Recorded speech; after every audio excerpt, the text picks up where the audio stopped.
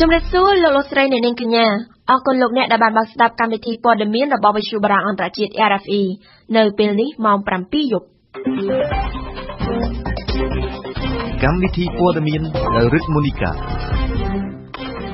ជំនួបលើកទី 2 រវាងក្រុមចម្រុះកំណែតម្រង់បោះឆ្នោតមិនទទួលបានលទ្ធផលទេសារនយោបាយនៃភាពតានតឹងកើតឡើងជាថ្មីក្រុមហ៊ុនចិន Union Development Group បន្តឈូសឆាយដីប្រជាពលរដ្ឋដែលមិនទាន់ទទួលបានសំណងនៅខេត្តកោះកុងលោកពូទីនការពារសំណើធ្វើប្រជាមតិនៅគ្រីមេក្រុមតាលីបង់ដាក់បញ្ជាឲ្យសកម្មជនខ្លួនធ្វើការរាំងស្ទះដល់ការបោះឆ្នោតប្រធានាធិបតីអាហ្វហ្គានីស្ថាន RFE ដោយការគ្រោងទុកនៅព្រឹកថ្ងៃច័ន្ទទី 10 មិនិនានេះគណៈបកប្រជាជនកម្ពុជានិងគណៈបកសង្គ្រោះជាតិបានជួបប្រជុំគណៈកម្មការចម្រុះជាថ្មីជាការប្រជុំដែលមានភាគីម្ខាង 6 នាក់ដោយកាលពីថ្ងៃទី 3 មិនិនាកន្លងទៅប៉ុន្តែនៅក្នុងការប្រជុំលើកនេះគណៈបកទាំងពីរបានលើកយករបៀបវារៈពីរខុសគ្នាមកពិភាក្សាគណៈបកប្រឆាំងនិយាយអំពីតម្លាភាពរបស់កោជបរីឯគណៈបកប្រជាជននិយាយអំពីអព្យាក្រឹតភាពនិងសុចរិតភាពរបស់អង្គការសង្គមស៊ីវិលពាក់ព័ន្ធនឹងការបោះឆ្នោតភាគីទាំងពីរមិនអាចរកចំណុចរួមគ្នាបានទេសួងសុភារីរាយការណ៍គណៈបកសង្គ្រោះជាតិសូមឲ្យស្ថាប័នរៀបចំការបោះឆ្នោតមានតម្លាភាពរីឯគណៈបកប្រជាជនកម្ពុជាសូមឲ្យអង្គការសង្គមស៊ីវិលដែលធ្វើការពាក់ព័ន្ធជាមួយការបោះឆ្នោតមានអព្យាក្រឹតភាពនិងសុចរិតភាពនេះគឺជារបៀបវារៈសំខាន់ទាំងពីរដែលគណៈបកទាំងពីរលើកឡើងក្នុងកិច្ចប្រជុំក្រុមបច្ចេកទេសប្រមាណជា3ម៉ោងនៅព្រឹកថ្ងៃច័ន្ទនេះនាវិមានព្រឹទ្ធសភាគ្មានទេសេចក្តីថ្លែងការណ៍រួមហើយក៏គ្មានដែរលទ្ធផលដែលត្រូវបានប្រកាសផ្សាយនៅក្នុងការប្រជុំនៅថ្ងៃទី 10 ខែមិនិនានេះភាគីនៃគណៈបកនយោបាយទាំងពីរមានសមាជិកម្ខាង 6 នាក់ដោយការប្រជុំកាលពីថ្ងៃទី 3 ខែមិនិនាកន្លងទៅដែរក្រោយពីបញ្ចប់ការប្រជុំតំណាងគណៈបកទាំងពីរដែលខាងគណៈបកប្រជាជនកម្ពុជាដឹកនាំដោយលោកប៊ិនឈិននិងគណៈបកសង្គ្រោះជាតិដឹកនាំដោយលោកស៊ុនឆៃបានបញ្ជាក់រួមគ្នាតាមរយៈសន្និសីទកាសែតថាការប្រជុំថ្ងៃនេះគណៈបកទាំងពីរមិនទាន់បានឯកភាពគ្នាលើរបៀបវារៈទាំងនោះនៅឡើយទេលោកប៊ិនឈិនតំណាងគណៈបកប្រជាជនកម្ពុជាយើងពិភាក្សាអំពីអព្យាក្រឹតភាពនិងសុចរិតភាពរបស់អង្គការសង្គមស៊ីវិលពាក់ព័ន្ធនឹងការបោះឆ្នោតហើយប្រធានបទផ្សេងទៀតទាំងគណៈបកសង្គ្រោះជាតិក៏ដូចជាគណៈបកប្រជាជនយើងនឹងលើកយកទៅពិភាក្សានៅថ្ងៃច័ន្ទ17ចំណែកលោកស៊ុនឆៃតំណាងគណៈបកសង្គ្រោះជាតិគណៈបកសង្គ្រោះជាតិបានស្នើឲ្យពិនិត្យពីគោលការណ៍នៅចំណុចពាក់ព័ន្ធនឹងការកែតម្រង់គណៈកម្មការរៀបចំការបោះឆ្នោតតើយើងគួររៀបចំបែបម៉េចនៃការធានាឲ្យស្ថាប័នរៀបចំការបោះឆ្នោតនេះអាចនឹងទទួលបានការជឿទុកចិត្តគណៈបកទាំងពីរបានប្រាប់អ្នកកាសែតរួមគ្នាថាគណៈបកទាំងពីរនឹងជួបប្រជុំគ្នាជាថ្មីនៅថ្ងៃច័ន្ទទី 17 មិនិនាសប្តាហ៍ក្រោយជាបន្តទៀតតំណាងគណៈបកទាំងពីរអះអាងថាប្រសិនបើការប្រជុំនៅតែមិនអាចរកមតិស្របគ្នាបាននោះទេពួកគេនឹងត្រូវទុកការដោះស្រាយឲ្យថ្នាក់កំពូលរបស់គណៈបកសូមរំលឹកថានៅក្នុងការប្រជុំកាលពីថ្ងៃទី 3 ខែមិនិនាកន្លងទៅនេះគណៈបកទាំងពីរបានឯកភាពលើចំណុចសំខាន់ចំនួន2ដែលក្នុងនោះរួមមានទី1គឺការព្រមព្រៀងរៀបចំការចុះឈ្មោះអ្នកបោះឆ្នោតនិងបញ្ជីឈ្មោះអ្នកបោះឆ្នោតនិងទី2គឺការរៀបចំបង្កើតច្បាប់ស្តីពីហិរញ្ញវត្ថុរបស់គណៈបកនយោបាយលោកជាមជាតិអ្នកនាំពាក្យគណៈបកប្រជាជនកម្ពុជាធ្លាប់បានប្រាប់វិទ្យុបារាំងអន្តរជាតិកាលពីថ្ងៃអាទិត្យថានឹងលើកយកបញ្ហាសញ្ជាតិរបស់នាយករដ្ឋមន្ត្រីនិងសមាជិកសភាមកពិភាក្សាក្នុងកិច្ចប្រជុំនៅថ្ងៃច័ន្ទនេះដែរសូមបញ្ជាក់ថាប្រសិនបើគណៈបកទាំងពីរអាចពិភាក្សាមូលមាត់គ្នាហើយនោះគេនឹងយកក្របខ័ណ្ឌនៃការពិភាក្សាទៅដាក់ដើម្បីពិភាក្សាជាបន្តនៅក្នុងវេទិកាសាធារណៈនៅតាមបណ្ដាខេត្តជាច្រើនដើម្បីប្រមូលមតិសាធារណជនបន្តមកទៀតនឹងមានសិក្ខាសាលាថ្នាក់ជាតិមួយត្រូវគេក្រុងនឹងបើកធ្វើដែរប៉ុន្តែការខ្វែងគ្នាក្នុងកិច្ចចរចាលើកនេះជាសញ្ញាបញ្ជាក់ថាពួកគេទំនងជាត្រូវការពេលយូរតទៅទៀតដើម្បីឈានទៅកិច្ចព្រមព្រៀងគ្នាអំពីកំណែទម្រង់ការបោះឆ្នោតតាមមន្ត្រីគណៈបកសង្គ្រោះជាតិលោកសំរងស៊ីនឹងចេញទៅបំពេញទស្សនកិច្ចនៅប្រទេសអូស្ត្រាលីនិងញូហ្សេឡង់ចាប់ពីថ្ងៃទី 13 ដល់ថ្ងៃទី 23 ខែមីនាឆ្នាំ 2014 ដើម្បីជួបសំណេះសំណាលជាមួយសមាជិកសមាជិកានិងអ្នកគាំទ្រពីស្ថានភាពនយោបាយនៅកម្ពុជាចំណែកលោកកឹមសុខាអនុប្រធានគណៈបកសង្គ្រោះជាតិក៏នឹងទៅបំពេញទស្សនកិច្ចនៅសហរដ្ឋអាមេរិកចាប់ពីថ្ងៃទី 3 ដល់ថ្ងៃទី 21 ខែមេសាឆ្នាំ 2014 ដើម្បីជួបសំណេះសំណាលជាមួយសមាជិកសមាជិកានិងអ្នកគាំទ្រនៅទីនោះផងដែរដំណើរទស្សនកិច្ចព្រម គ្នារបស់មេដឹកនាំគណៈបកប្រឆាំងនៅពេលនេះបានធ្វើឡើងខណៈដែលភាពជាប់គាំងនយោបាយនៅកម្ពុជានៅមិនទាន់ដោះស្រាយនៅឡើយទេលោកអ្នកនាងជាទីគោរពសញ្ញានៃភាពតានតឹងនយោបាយបានកម្រិតឡើងវិញហើយរវាងគណៈបកជាប់ឆ្នោតទាំងពីរនៅថ្ងៃច័ន្ទនេះទន្ទឹមនឹងថ្លែងអំណរគុណដល់អ្នកបោះឆ្នោតគាំទ្រគណៈបកប្រជាជនលោកនាយរដ្ឋមន្ត្រីហ៊ុនសែនក៏ឆ្លៀតវាយបកបកប្រឆាំងវិញថាពួកគេក៏មានមុខដដែលដោយបកកាន់អំណាចដែរចំណែកលោកសំរងស៊ីក៏បានទទួលស្គាល់ដែរថាដំណោះស្រាយនយោបាយមិនទាន់ដោះស្រាយបាននៅឡើយទេបើទោះជាពេលនេះគណៈបកទាំងពីរកំពុងចរចារឿងកំណែទម្រង់បោះឆ្នោតក៏ដោយប៉ែនបូណារីកាថ្លែងក្នុងឱកាសសម្ពោធផ្លូវក្នុងខេត្តបាត់ដំបងនៅព្រឹកថ្ងៃច័ន្ទនេះលោកនាយករដ្ឋមន្ត្រីហ៊ុនសែនបានថ្លែងអំណរគុណសារជាថ្មីទៀតដល់អ្នកបោះឆ្នោតគាំទ្រគណៈបកប្រជាជនកម្ពុជាសម្រាប់ប្រមុខដឹកនាំរដ្ឋាភិបាលគណៈបកប្រជាជនការគាំទ្រនេះហើយដែលអនុញ្ញាតឲ្យរដ្ឋាភិបាលរបស់លោកអាចដឹកនាំប្រទេសរហូតមកទល់នឹងសព្វថ្ងៃ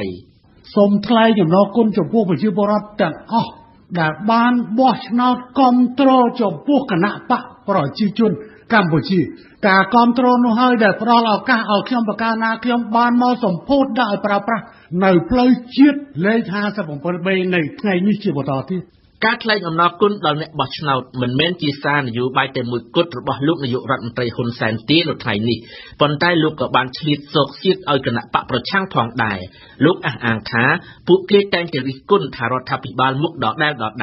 ប៉ុន្តែបកប្រឆាំងក៏មានមុខដដែលដូចគ្នាដែរមានអាកាសគេថាមុខដដែលខ្ញុំកណាខ្ញុំក៏ចេះតែបញ្ជាក់ថាមិនដឹងដូរទៅម៉េចហើយខ្លួនឯងទៅបកប្រឆាំងហ្នឹងក៏មុខដដែលដែរហើយមិនព្រមថាផងសម្រាប់លោកនាយករដ្ឋមន្ត្រីហ៊ុនសែនរដ្ឋាភិបាលមុខដដែលនេះនឹងបន្តដឹកនាំប្រទេសយូរតទៅទៀតពីព្រោះតែប្រជាជនត្រូវការមនុស្សមុខដដែលនោះគណៈបកសង្គ្រោះជាតិក៏តែងតែបង្ហាញជំហរដាច់ខាតមិនដកថយដែរចំពោះការទាមទារឲ្យបោះឆ្នោតឡើងវិញលោកសំរងស៊ីបានថ្លែងសារចុងក្រោយមួយកាលពីថ្ងៃ6មិនិនាតាមរយៈបណ្ដាញសង្គម Facebook ដោយបញ្ជាក់ជំហរថាគណៈបកសង្គ្រោះជាតិនឹងមិនចូលប្រជុំសភាជាដាច់ខាតដរាបណាគ្មានការបោះឆ្នោតមុនអាណត្តិទេនោះយើងមិនចូលប្រជុំសភាដាច់ខាតដរាបណាបញ្ហារៀបចំការបោះឆ្នោតត្រឹមត្រូវឡើងវិញមិនទាន់បានដោះស្រាយគូក៏សម្គាល់ថាខណៈដែលវិបត្តិនយោបាយនៅតែជាប់គាំងដោះស្រាយមិនចេញគណៈបកទាំងពីរក៏បានទុកបញ្ហានយោបាយមួយឡែកសិនហើយងាកមកចរចាថ្នាក់បច្ចេកទេសទាក់ទងទៅនឹងកំណែទម្រង់ការបោះឆ្នោតកិច្ចចរចានេះត្រូវបានលោកសំរងស៊ីបញ្ជាក់ច្បាស់ថាមិនមែនជាដំណោះស្រាយនយោបាយទេចំណុចទី1ការកំណត់ការបោះឆ្នោតគឺថ្ងៃខែឆ្នាំការបោះឆ្នោតលើកក្រោយបញ្ហានេះជាបញ្ហានយោបាយដែលយើងមិនទាន់ជជែកគ្នានៅឡើយទេតាមរយៈសេចក្តីថ្លែងការណ៍របស់លោកនាយករដ្ឋមន្ត្រីហ៊ុនសែននៅថ្ងៃច័ន្ទនេះគេក៏អាចយល់បានដែរថាគណៈបកប្រជាជនកម្ពុជាក៏នៅតែប្រកាន់ជំហរដាច់ខាតដដែលដែរនៅក្នុងនាមជាអ្នកឈ្នះឆ្នោតដឹកនាំប្រទេសជំហរតឹងរឹងរៀងខ្លួនរបស់គណៈបកជាប់ឆ្នោតទាំងពីរគឺជាសញ្ញាថាវិបត្តិនយោបាយនៅបន្តអូសបន្លាយយូរតទៅទៀតមជ្ឈមណ្ឌលសិទ្ធិមនុស្សកម្ពុជានិងគណៈកម្មាធិការប្រព្រឹត្តកម្មនៃអង្គការសមាគមការពារសិទ្ធិមនុស្សកម្ពុជាបានផ្ញើលិខិតចំហមួយជូនទៅកាន់លោកនាយរដ្ឋមន្ត្រីហ៊ុនសែនដោយបានជំរុញឲ្យមានការផ្សព្វផ្សាយជាសាធារណៈនៅសេចក្តីព្រាងច្បាប់ទាំងឡាយពាក់ព័ន្ធនឹងតុលាការនៅក្នុងលិខិតចំហរបស់សង្គមស៊ីវិលទាំងពីរនោះបានឲ្យដឹងថាការផ្សព្វផ្សាយសេចក្តីព្រាងច្បាប់ទាំងឡាយពាក់ព័ន្ធនឹងតុលាការនឹងផ្ដល់ផលប្រយោជន៍ជាច្រើនទៅដល់គុណភាពនៃច្បាប់និងអាចឲ្យមានការត្រួតពិនិត្យជាសាធារណៈពិសេសធានាដល់សិទ្ធិរបស់ប្រជាពលរដ្ឋគ្រប់រូបក្នុងការចូលរួមយ៉ាងសកម្មនៅក្នុងជោគវាសនាប្រទេសជាតិដែលឡែកចាប់តាំងពីថ្ងៃសៅរ៍ចុងសប្តាហ៍មុនរហូតមកដល់ថ្ងៃច័ន្ទនេះក្រុមហ៊ុនចិន Union Development Group បានបញ្ជូនគ្រឿងចាក់ទៅឈូសឆាយដីស្រែរបស់ប្រជាពលរដ្ឋចំនួន18គ្រួសារដែលមិនទាន់ទទួលបានដំណោះស្រាយនៅភូមិតានូនឃុំតានូនស្រុកបទុមសាគរខេត្តកោះកុងប្រជាពលរដ្ឋម្ចាស់ដីបានសម្ដែងក្តីអស់សង្ឃឹមខណៈក្រុមហ៊ុនចិនបន្តការឈូសឆាយដីរបស់ពួកគាត់និងខណៈដែលរដ្ឋាភិបាលព្រមទាំងអាជ្ញាធរមូលដ្ឋានទម្លាក់ការទទួលខុសត្រូវឲ្យគ្នាទៅវិញទៅមករចនារីកាពិស្ដាទំនាស់ដីធ្លីនៅតែបន្តរវាងក្រុមហ៊ុនចិន Union Development Group និងប្រជាពលរដ្ឋនៅភូមិតានូនឃុំតានូនស្រុកបទុមសាគរខេត្តកោះកុងក្រោយពីស្ងប់ស្ងាត់អស់មួយរយៈក្រុមហ៊ុនចិន Union Development Group កាលពីថ្ងៃសៅរ៍ទី8មិនិនាបានចាប់ផ្ដើមសកម្មភាពរបស់ខ្លួនឡើងវិញដោយបានបញ្ជូនត្រាក់ទ័រចំនួន4គ្រឿងឲ្យទៅឈូសឆាយដីស្រែរបស់ប្រជាពលរដ្ឋនៅត្រង់ចំណុចព្រែកស្វាយភូមិតានូនឃុំតានូនស្រុកបទុមសាគរខេត្តកោះកុង នេះបើតាមលោកអិនគង្ជិតមន្ត្រីសម្រាប់សម្រួលអង្គការការពារសិទ្ធិមនុស្សលីកាដូប្រចាំខេត្តកោះកុងលោកអិនគង្ជិតបានឲ្យដឹងថាការឈូសឆាយនេះប៉ះពាល់ដល់ដីស្រែរបស់ប្រជាពលរដ្ឋ18គ្រួសារដែលមិនទាន់ទទួលបានសំណងកាលពីថ្ងៃសៅរ៍នោះប្រជាពលរដ្ឋបានចេញមុខតវ៉ាហើយត្រាក់ទ័ររបស់ក្រុមហ៊ុនចិនក៏បានដកថយទៅវិញប៉ុន្តែនៅថ្ងៃអាទិត្យរហូតមកដល់ថ្ងៃច័ន្ទនេះក្រុមហ៊ុនចិនបានបញ្ជូនត្រាក់ទ័រមកឈូសឆាយជាថ្មីទៀតដោយលើកនេះមានទាំងកម្លាំងប្រដាប់អាវុធការពារផងមន្ត្រីសិទ្ធិមនុស្សដដែលបានបញ្ជាក់ប្រាប់វិទ្យុបារាំងថាការឈូសឆាយនេះជាការបំពានសចនលេខ315ចុះថ្ងៃទី19ខែកុម្ភៈរបស់ឧបនាយករដ្ឋមន្ត្រីដែលតម្រូវឲ្យក្រុមហ៊ុនចិនផ្អាកការឈូសឆាយបណ្ដោះអាសន្នរងចាំការដោះស្រាយប្រជាពលរដ្ឋរងគ្រោះនៅពេលនេះចាប់ផ្ដើមអស់សង្ឃឹមបន្ទាប់ពីបានឃើញថាសកម្មភាពឈូសឆាយដីស្រែពីសំណាក់ក្រុមហ៊ុនចិននៅតែបន្តហើយរដ្ឋាភិបាលនិងអាជ្ញាធរមូលដ្ឋានហាក់គ្មានឆន្ទៈក្នុងការដោះស្រាយបញ្ហានេះជូនពួកគាត់ទេដោយព្យាយាមទម្លាក់ការទទួលខុសត្រូវឲ្យគ្នាទៅវិញទៅមកគួររំលឹកជូនថាកាលពីដើមខែកុម្ភៈកន្លងទៅ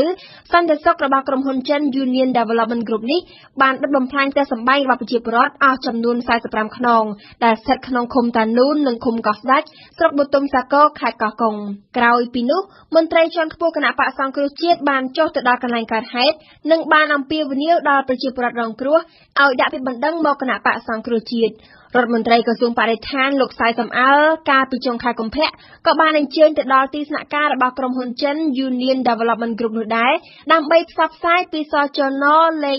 315របស់ឧបនាយករដ្ឋមន្ត្រីប៉ុន្តែបើតាមលោកអិនគង្ជិតមន្ត្រីសិទ្ធិមនុស្សអង្គការលីកាដូប្រចាំខេត្តកោះកុងរហូតមកទល់ពេលនេះក្រុមហ៊ុនចិននៅតែបន្តសកម្មភាពឈូសឆាយយ៉ាងកក្លឿនដោយមិនខ្វល់ពីសចនរបស់ឧបនាយករដ្ឋមន្ត្រីហើយក៏មិនរវីរវល់ដោះស្រាយផ្ដល់សំណងជូនប្រជាពលរដ្ឋដែរវិទ្យាស្ថានប៉ាស្ទ័រកម្ពុជានឹងធ្វើពិធីសម្ពោធអគារមន្ទីរពិសោធន៍ស្រាវជ្រាវថ្នាក់តំបន់និងអាស៊ីសម្រាប់ជំងឺឆ្លងនៅថ្ងៃអង្គារស្អែកនេះពិធីសម្ពោធនឹងធ្វើឡើងនៅម៉ោង 7:45 នាទីព្រឹកនៅវិទ្យាស្ថានប៉ាស្ទ័រកម្ពុជាអគារលេខ 5 មហាវិថីព្រះមុនីវង្សអគារមន្ទីរពិសោធន៍នេះនឹងអនុញ្ញាតឲ្យមានការទទួលនិងបណ្ដុះបណ្ដាលអ្នកស្រាវជ្រាវកម្ពុជាក៏ដូចជាអ្នកស្រាវជ្រាវអនុតំបន់ដែលបំពេញការងារលើជំងឺឆ្លងថ្មីឬជំងឺឆ្លងថ្មីដែលកើតឡើងវិញចំណែកអគ្គលេខាធិការដ្ឋានកសិកម្មនៃក្រសួងកសិកម្មរុក្ខាប្រមាញ់និងនេសាទនិងអង្គការ GIS គ្រោងនឹងរៀបចំកិច្ចប្រជុំមួយនៅថ្ងៃទី11មីនាស្អែកនេះនៅឯសន្តាគារ Sunway លើកម្មវិធីនិរន្តរភាពប្រព័ន្ធកសិចំណីអាហារនៃសហគមន៍អាស៊ានតាមរយៈកិច្ចសហប្រតិបត្តិការជាមួយសហគមន៍អាស៊ានគម្រោងនេះបានជួយគាំទ្រដល់ដំណើរការអភិវឌ្ឍការសម្របសម្រួលគោលនយោបាយនិងយុទ្ធសាស្ត្រនានាដើម្បីធានានិរន្តរភាពប្រព័ន្ធកសិចំណីអាហារយើងផ្ដើមព័ត៌មានអន្តរជាតិនិយាយពីវិបត្តិនៅគ្រីមេប្រទេសអ៊ុយក្រែនជាសប្តាហ៍ប្រកបដោយភាពតានតឹងបំផុតនៅគ្រីមេអ្នកចង់ខ្លាចជារុស្ស៊ីនិងអ្នកចង់នៅជាអ៊ុយក្រែនគង់តែនឹងប៉ះទង្គិចគ្នាដោយជៀសមិនផុតទាហាននិងក្រុមប្រដាប់អាវុធស្និទ្ធនឹងរុស្ស៊ីបន្តប្រើអំណាចនៅគ្រីមេឯយោធាអ៊ុយក្រែនក៏មិនចោះចាញ់លើផ្នែកការទូតវិញនៅល្ងាចថ្ងៃអាទិត្យម្សិលមិញប្រធានាធិបតីរុស្ស៊ីលោកពូទីនបានជួបពិភាក្សាជាមួយលោកស្រីប្រមុខរដ្ឋាភិបាលអាល្លឺម៉ង់និងលោកនាយរដ្ឋមន្ត្រីអង់គ្លេស David Cameronតាមទូរស័ព្ទលោកពូទីនបានការពារសំណើធ្វើប្រជាមតិនៅគ្រីមេជាមួយនឹងចេតនាចង់ដោះស្រាយវិបត្តិអ៊ុយក្រែនតាមផ្លូវការទូតអៀងសុកមិញជូនព័ត៌មានពិស្ដាខ្សែទូរស័ព្ទបានភ្ជាប់រវាងមូស្គូឡុងនិងប៊ែរឡាំងក៏ប៉ុន្តែដូចជានិយាយស្ដាប់គ្នាមិនយល់សោះសម្រាប់លោកពូទីនអាញាធរគ្រីមេបច្ចុប្បន្នដែលមាននិន្នាការស្និទ្ធនឹងរុស្ស៊ីគឺជារដ្ឋាភិបាលស្របច្បាប់លោកពូទីនបានប្រាប់ទៅនាយករដ្ឋមន្ត្រីអង់គ្លេសនិងលោកស្រីប្រមុខរដ្ឋាភិបាលអាល្លឺម៉ង់ដោយផ្ទាល់មាត់មូស្គូថែមទាំងបានអះអាងថាវិធានការដែលអាញាធរគ្រីមេបានសម្រេចឡើងគឺដោយឈរលើមូលដ្ឋានច្បាប់អន្តរជាតិនិងដោយឈរលើទស្សនវិស័យការពារផលប្រយោជន៍ស្របច្បាប់របស់ប្រជាពលរដ្ឋនៅក្នុងឧបទ្វីបខ្ញុំមិនយល់ស្របជាមួយទេនេះគឺជាចម្លើយរបស់លោកស្រីអង់កាឡាមេរកែលប្រមុខរដ្ឋាភិបាលអាល្លឺម៉ង់ដែលទំនងជាមនុស្សខ្លាំងជាងគេនៅសហភាពអឺរ៉ុបមានសមត្ថភាពអាចនិយាយទៅចូលត្រចៀករបស់លោកពូទីនលោកស្រីបានបង្ហាញជំហរអាល្លឺម៉ង់តបវិញដោយបញ្ជាក់ថាគម្រោងធ្វើប្រជាមតិនៅគ្រីមេនាថ្ងៃទី16មីនាមិនស្របច្បាប់ទេគឺផ្ទុយស្រឡះទាំងស្រុងទៅនឹងរដ្ឋធម្មនុញ្ញអ៊ុយក្រែនព្រមទាំងច្បាប់អន្តរជាតិឯចំណែកលោកនាយករដ្ឋមន្ត្រីអង់គ្លេសវិញបានជំរុញឲ្យប្រធានាធិបតីរុស្ស៊ីគាំទ្រដំណើរការបង្កើតក្រុមអន្តរការីទទួលបន្ទុកចរចាដែលអាចនាំរដ្ឋាភិបាលរុស្ស៊ីនិងអ៊ុយក្រែនឲ្យបានជួបពិភាក្សាគ្នាដោយផ្ទាល់ដើម្បីដោះស្រាយវិបត្តិនៅចំពោះមុខ នៅក្នុងសេចក្តីថ្លែងការណ៍របស់ Kremlin លោក Putin បានទាញចំណាប់អារម្មណ៍ដៃគូសហភាពអឺរ៉ុបទាំងពីរអំពីអសកម្មភាពរបស់អាញាធរអ៊ុយក្រែនក្នុងចំណាត់ការទប់ស្កាត់ការប្រើកម្លាំងរបស់ពួកជ្រុលនិយមក៏ប៉ុន្តែមូស្គូបានគូបញ្ជាក់អំពីភាពចាំបាច់និងការព្រមព្រៀងរួមគ្នារវាងរុស្ស៊ីអាល្លឺម៉ង់និងអង់គ្លេសអំពីប្រយោជន៍រួមនៅក្នុងការកាត់បន្ថយភាពតានតឹងនិងរកដំណោះស្រាយឲ្យគ្រីមេឲ្យបានស្គាល់ស្ថានភាពស្ងប់ស្ងាត់ដូចដើមវិញឲ្យបានកាន់តែឆាប់តាមដែលអាចធ្វើទៅបានខ្ញុំសូមបញ្ជាក់ថានាយរដ្ឋមន្ត្រីអ៊ុយក្រែននឹងធ្វើដំណើរទៅសហរដ្ឋអាមេរិកនៅសប្តាហ៍នេះដើម្បីស្វែងរកការគាំទ្រពីលោកអូបាម៉ាជាទស្សនកិច្ចដ៏សំខាន់ប្រមុខដឹកនាំអ៊ុយក្រែនសង្ឃឹមថានឹងអាចរកឃើញដំណោះស្រាយរួមមួយជាមួយអាមេរិកដើម្បីទប់ស្កាត់ការឈ្លានពានរបស់រុស្ស៊ីលើតំបន់គ្រីមេ នៅប្រទេសចិនមនុស្សសរុប72នាក់បានស្លាប់ដោយសារជំងឺផ្ដាសាយបក្សី H7N9 ក្នុងរយៈពេលតែ2ខែក្នុងដើមឆ្នាំ2014នេះបើយោងតាមរបាយការណ៍របស់រដ្ឋាភិបាលហើយចំនួនក្នុងដើមឆ្នាំនេះច្រើនជាងចំនួនករណីសរុបក្នុងឆ្នាំ2013ទៀតក្រុមមន្ត្រីចិននិងអង្គការសុខភាពពិភពលោក WHO បាននិយាយថាមិនទាន់មានភស្តុតាងថាមានករណីដែលឆ្លងពីមនុស្សទៅមនុស្សនោះទេប៉ុន្តែវីរុសនេះបានឆ្លងនៅក្នុងចង្កោមក្រុមគ្រួសារដែលរួមមានសាច់ញាតិដែលមានទំនាក់ទំនងជិតស្និទ្ធនឹងអ្នកជំងឺវីរុសផ្ដាសាយបក្សី H7N9 នេះត្រូវបានគេរកឃើញកើតមាននៅលើមនុស្សកាលពីឆ្នាំ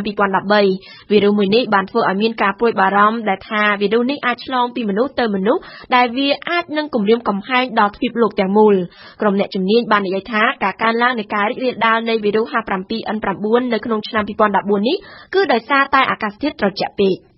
ដែលឡែកនៅថ្ងៃច័ន្ទនេះក្រុមឧទាមតាលីបង់អាហ្វហ្គានីស្ថានបានចេញបញ្ជាឲ្យសកម្មជនប្រយុទ្ធរបស់ខ្លួនធ្វើសកម្មភាពរាំងស្ទះដល់ដំណើរការបោះឆ្នោតប្រធានាធិបតីអាហ្វហ្គានីស្ថានដែលត្រូវរៀបចំធ្វើនៅថ្ងៃទី5មេសាខាងមុខក្រុមតាលីបង់បានព្រមានថានឹងវាយប្រហារសកម្មជនឬក៏បណ្ដាជនដែលទទួលបន្ទុករៀបចំការបោះឆ្នោតនេះជាលើកទី1ហើយដែលក្រុមឧទាមតាលីបង់បានគម្រាមផ្ទាល់ចំពោះដំណើរការបោះឆ្នោតប្រធានាធិបតីអាហ្វហ្គានីស្ថាន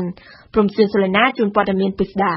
នៅថ្ងៃច័ន្ទនេះក្រុមឧទាមតាលីបង់អាហ្វហ្គានីស្ថានបានអំពាវនាវក្នុង website របស់ខ្លួនឲ្យសកម្មជនប្រយុទ្ធតាលីបង់ទាំងអស់ប្រើប្រាស់រាល់កងកម្លាំងដែលពួកគេមានដើម្បីធ្វើសកម្មភាពរាំងស្ទះដំណើរការបោះឆ្នោតប្រធានាធិបតីអាហ្វហ្គានីស្ថាននៅខែមេសាខាងមុខការបោះឆ្នោតប្រធានាធិបតីអាហ្វហ្គានីស្ថានជុំទី1ត្រូវប្រព្រឹត្តទៅនៅថ្ងៃ5មេសាក្រុមតាលីបង់បានគម្រាមផងដែរថានឹងវាយប្រហារបណ្ដាជនដែលទទួលបន្ទុករៀបចំការបោះឆ្នោតនេះពួកតាលីបង់បានចាត់ទុកការបោះឆ្នោតប្រធានាធិបតីនៅអាហ្វហ្គានីស្ថានថាជាការបោះឆ្នោតគ្មានឆន្ទៈអ្វីនោះទេពួកគេលើកឡើងថាជនជាតិអាហ្វហ្គានីស្ថានម្នាក់ៗត្រូវតែដឹងថាការទៅបោះឆ្នោតនេះវាគ្មានប្រយោជន៍អ្វីនោះទេព្រោះថាលទ្ធផលនៃការបោះឆ្នោតត្រូវបានការិយាល័យ CIA និងមន្ទីរប៉ង់តាហ្គោនសម្រេចមុនរួចទៅហើយក្រុមតាលីបង់បានបង្គាប់ឲ្យប្រជាជនអាហ្វហ្គានីស្ថានស្ថិតនៅឲ្យឆ្ងាយពីការិយាល័យបោះឆ្នោតនៅថ្ងៃបោះឆ្នោតខាងមុខនេះជាលើកទី1ហើយដែលក្រុមឧទាមតាលីបង់គម្រាមផ្ទាល់ដល់ការបោះឆ្នោតប្រធានាធិបតីអាហ្វហ្គានីស្ថានកន្លងមកមេក្រុមតាលីបង់មូឡាអូម៉ាធ្លាប់បានអំពាវនាវឲ្យធ្វើពហិការក្នុងការបោះឆ្នោតនេះរួចមកហើយសម្រាប់ការបោះឆ្នោតប្រធានាធិបតីអាហ្វហ្គានីស្ថាននៅថ្ងៃ5មេសាខាងមុខមានបេក្ខជន10រូបចូលឈ្មោះប្រធានាធិបតីហាមីតកាហ្សៃដឹកនាំប្រទេសចាប់តាំងពីពួកតាលីបង់បាត់បង់អំណាចក្នុងឆ្នាំ2001មកគ្មានសិទ្ធិចូលឈ្មោះសម្រាប់អាណត្តិទី3ទៀតទេការបោះឆ្នោតប្រធានាធិបតីអាហ្វហ្គានីស្ថានឆ្នាំ2014នេះជាតេស្តសម្រាប់អាជ្ញាធរក្នុងការធានាសុវត្ថិភាពសន្តិសុខនិងអនាគតប្រទេសជាតិក្រោយសហគមន៍អន្តរជាតិបានធ្វើអន្តរាគមន៍យោធា12ឆ្នាំមកនេះពិសេសជិតដល់ពេលដែលអង្គការអូតុងត្រូវដកកងទ័ព 50,000 នាក់នៅដំណាច់ឆ្នាំ2014នេះទៀតផងគួររំលឹកថាក្រោមការគំរាមរបស់ក្រុមតាលីបង់ការបោះឆ្នោតកាលពីឆ្នាំ2009មានភាពច្របូកច្របល់និងរងការក្លែងបន្លំច្រើនធ្វើឲ្យលោកហាមីតកាហ្សៃបានឡើងកាន់អំណាចជាលើកទី2លោកអ្នកនាងកំពុងស្ដាប់វិទ្យុបារាំងអន្តរជាតិ RFE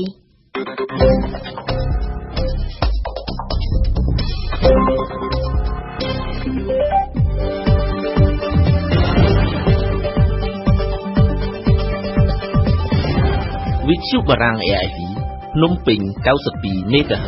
សៀមរាប92 MHz បាត់ដំបងក្រុងព្រះសីហនុនិងកំពង់ចាម 94.5 MHz លោកអ្នកស្ដាប់ជាទីគោរពជាបន្តទៀតនេះលោកអ្នកនាងនឹងបានស្ដាប់កម្មវិធីផ្សាយរបស់យើងដែលក្នុងនោះរួមមានដំបូងគឺជានីតិភ្ញាប្រចាំថ្ងៃដែលរៀបចំដោយលីមេងហួរបានសម្ភាសជាមួយលោកសោមរតនាអ្នកនាំពាក្យរបស់ព្រឹត្តិការណ៍អង្គរសង្ក្រាន្តឆ្នាំ2014ក្រោយមកគឺជានីតិព្រឹត្តិការណ៍អន្តរជាតិប្រចាំថ្ងៃដែលរៀបចំដោយគុជគុនធីរ៉ាដែលនឹងលើកឡើងពីចម្ងល់កាន់តែច្រើនឡើងជុំវិញការបាត់យន្តហោះ Boeing 777 2របស់ Malaysia Airlines បន្តមកទៀតលោកអ្នកនាងនឹងបានស្ដាប់នីតិបទយោការដែលរៀបចំដោយសុនមេសានិយាយពីកម្ពុជាត្រៀមបញ្ជូនរូបចម្លាក់មុនសម័យអង្គរទៅចូលរួមក្នុងពិព័រណ៍នៃអាស៊ីអាគ្នេយ៍នៃសម័យកាលដំបូងក្នុងសារមន្ទីរអាមេរិកហើយចុងបញ្ចប់គឺជានីតិភូមិសាស្ត្រនយោបាយរបស់ Zong François Tan ថ្ងៃនេះ Zong François Tan សូមបន្តចាប់អារម្មណ៍ទៅលើភូមិសាស្ត្រនយោបាយនៃអាស៊ីអាគ្នេយ៍តទៅទៀតដែលសូមលើកឡើងអំពីអាស៊ីអាគ្នេយ៍និងសហរដ្ឋអាមេរិក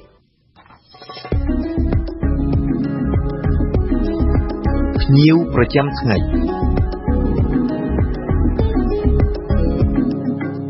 ភ្ញៀវប្រចាំថ្ងៃរបស់វិទ្យុបារាំងអន្តរជាតិ RFE នៅថ្ងៃច័ន្ទនេះគឺលោកសោមរតនាអ្នកនាំពាក្យនៃព្រឹត្តិការណ៍អង្គរសង្ក្រាន្តឆ្នាំ2014ព្រឹត្តិការណ៍អង្គរសង្ក្រាន្តឆ្នាំ2014ត្រូវបានសហភាពសហព័ន្ធយុវជនកម្ពុជានឹងរៀបចំចាប់ពីថ្ងៃទី13ដល់ថ្ងៃទី16មេសានៅទឹកដីអង្គរខេត្តសៀមរាបគឺក្នុងពេលបុណ្យចូលឆ្នាំថ្មីប្រពៃណីជាតិព្រឹត្តិការណ៍អង្គរសង្ក្រាន្តលើកទី2នាពាក់កណ្ដាលខែមេសាខាងមុខត្រូវបានលោកសោមរតនាចាត់ទុកថាជាព្រឹត្តិការណ៍ជាតិដើម្បីទាក់ទាញអ្នកទេសចរផងនិងសម្រាប់ឲ្យមហាជនចូលរួមអបអរសាទរពិធីបុណ្យចូលឆ្នាំថ្មីប្រពៃណីជាតិលើទឹកដីអង្គរសៀមរាបខាងក្រោមនេះជាបទសម្ភាសន៍រវាងលីមេងហួរនិងលោកសោមរតនាជុំវិញការរៀបចំព្រឹត្តិការណ៍អង្គរសង្ក្រាន្តនៅឆ្នាំ2014សូមអញ្ជើញស្ដាប់លោកសោមរតនាខ្ញុំសូមជម្រាបសួរបាទជំរាបសួរបាទអរគុណលោកសោមរតនាដែលបានអនុញ្ញាតឲ្យខ្ញុំបានជួបសម្ភាសន៍ដោយផ្ទាល់ជុំវិញការរៀបចំព្រឹត្តិការណ៍អង្គរសង្ក្រាន្តឆ្នាំ2014សហភាពសហព័ន្ធយុវជនកម្ពុជាដែលមានលោកហ៊ុនម៉ាណីជាប្រធាននឹងរៀបចំព្រឹត្តិការណ៍អង្គរសង្ក្រាន្តនៅទឹកដីអង្គរខេត្តសៀមរាបក្នុងពេលបុណ្យចូលឆ្នាំប្រពៃណីជាតិមានរយៈពេល4ថ្ងៃចាប់ពីថ្ងៃទី13ដល់ថ្ងៃ16មេសាប៉ុន្តែថ្ងៃចូលឆ្នាំគឺចាប់ពីថ្ងៃទី14ដល់ថ្ងៃ16មេសាព្រឹត្តិការណ៍អង្គរសង្ក្រាន្តលើកទី2នាពាក់កណ្ដាលខែមេសាខាងមុខនឹងធ្វើឡើងក្រោមប្រធានបទការចូលរួមរបស់យុវជនក្នុងឱកាសអបអរសាទរពិធីបុណ្យចូលឆ្នាំថ្មីប្រពៃណីជាតិខ្មែរជាដំបូងខ្ញុំសូមអញ្ជើញលោកសោមរតនាធ្វើការបង្ហាញពីខ្លឹមសារនិងគោលបំណងនៃព្រឹត្តិការណ៍អង្គរសង្ក្រាន្តថាតើមានអ្វីខ្លះបាទសូមជឿបាទសូមថ្លែងអំណរគុណដែលបានមកសាកសួរនៅពេលនេះព្រឹត្តិការណ៍អង្គរសង្ក្រាន្តដែលយើងនឹងរៀបចំនៅថ្ងៃខាងមុខនេះយើងមានគោលបំណងច្រើនប៉ុន្តែគោលបំណងទី1របស់យើងនេះគឺយើងចង់ផ្ដល់ឱកាសឲ្យមហាជនខ្មែរទូទាំងប្រជាជាតិកម្ពុជាយើងនឹងយកពេលឈប់សម្រាកពីការងាររបស់គាត់ដើម្បីចូលរួមអបអរពិធីបុណ្យចូលឆ្នាំថ្មីក្នុងនាមជាមហាគ្រួសារខ្មែរហើយដោយភាពសុខដុមសប្បាយរីករាយក្នុងស្មារតីខ្មែរតែមួយអនាគតតែមួយគោលបំណងរបស់យើងមួយទៀតនោះគឺយើងចង់ធ្វើការលើកទឹកចិត្តយុវជននិងជំរុញយុវជនឲ្យចូលរួមអបអរសាទរពិធីបុណ្យចូលឆ្នាំថ្មីនេះក៏ដូចជាចង់ជំរុញឲ្យពួកគាត់បានយល់កាន់តែច្បាស់ពីវប្បធម៌សិលធម៌ដ៏រុងរឿងរបស់ខ្មែរយើងដើម្បីឲ្យពួកគាត់ធ្វើការលើកតម្កើងហើយនឹងបន្តថែរក្សាវប្បធម៌និងសិលធម៌ដ៏ល្បីរបស់យើងនេះទៅថ្ងៃអនាគតទៀតគោលបំណងចម្បងដែរនោះគឺយើងចង់ធ្វើការទាក់ទាញភ្ញៀវទេសចរជាតិនិងអន្តរជាតិឲ្យបានស្គាល់ប្រជាជនកម្ពុជាយើងជាពិសេសវប្បធម៌ដ៏ល្បីល្បាញរបស់យើងឲ្យកាន់តែច្រើនឱកាសនោះដែរខ្ញុំគិតថាក៏វាជាឱកាសដែលខ្មែរយើងទាំងអស់គ្នាមានលទ្ធភាពធ្វើការដាក់បង្ហាញស្នាដៃរបស់ខ្លួនតាមរយៈការដាក់បង្ហាញស្នាដៃសិប្បកម្មផលិតកម្មផ្សេងៗដើម្បីឲ្យភ្ញៀវជាតិនិងអន្តរជាតិគាត់បានស្គាល់ពីស្នាដៃខ្មែរសូមអរគុណលោកសម្រាប់ព្រឹត្តិការណ៍អង្គរសង្ក្រាន្តរយៈពេល4ថ្ងៃដូចយើងបានលើកឡើងខាងលើក្នុងឱកាសនៃបុណ្យចូលឆ្នាំថ្មីប្រពៃណីជាតិហ្នឹងតើមានកម្មវិធីធំៗអ្វីខ្លះនៅក្នុងព្រឹត្តិការណ៍អង្គរសង្ក្រាន្តលើកទី2នៅឆ្នាំនេះបាទ